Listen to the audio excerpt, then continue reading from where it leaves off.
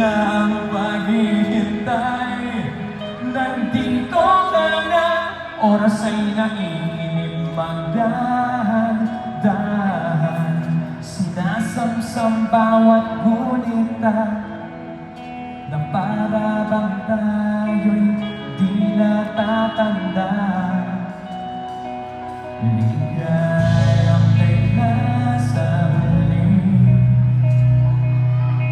sampil na lang yung mga labi, parang isang panahon.